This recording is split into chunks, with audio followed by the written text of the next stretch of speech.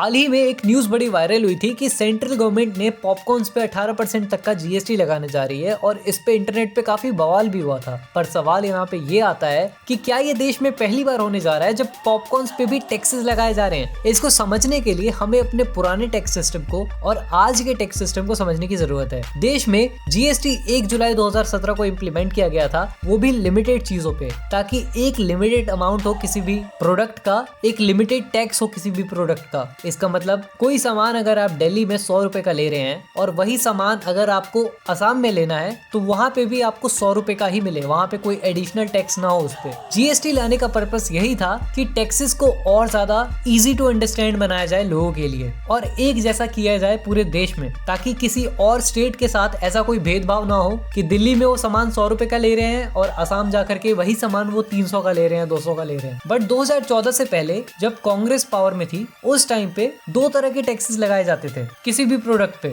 एक टैक्स वो जो सेंट्रल गवर्नमेंट लगाती थी और एक वो जो स्टेट गवर्नमेंट लगाती थी। इसे आप पेट्रोल के एग्जांपल से भी समझ सकते हैं। जैसा कि आप सभी को पता ही होगा कि पेट्रोल अभी जीएसटी का पार्ट नहीं है, इसलिए पेट्रोल पे दो तरह के टैक्सेस लगते हैं। पहला टैक्स वो जो सेंट्रल गवर्नमेंट लगाती है और दूसरा टैक्स वो जो स्टेट गवर्नमेंट लगाती है। आपने सुना होगा कि सेंटर का प्राइस इतना है और स्टेट का प्राइस इतना है। बैक टू द टॉपिक, 2014 से पहले पॉपकॉर्न्स पे VAT, entertainment tax, local taxes लगाए जाते थे जिसका रेंज 5% से 20% तक का होता था। कहाँ आज लोग 5%, 15%, 18% के लिए सरकार को क्रिटिसाइज कर रहे हैं, लेकिन उनमें से आधे से ज्यादा लोगों को ये पता ही नहीं होगा कि पॉपकॉर्न्स पे पहले भी टैक्स लगाए जाते थे। सो ये कहना बिल्कुल ही गलत है कि पॉपकॉर्न पे पहली बार टैक्सेस लगाए जा रहे हैं। और ऐसी खबरों के लिए सब्सक्राइब कीजिए एनबीयू हिंदी को। धन्यवाद।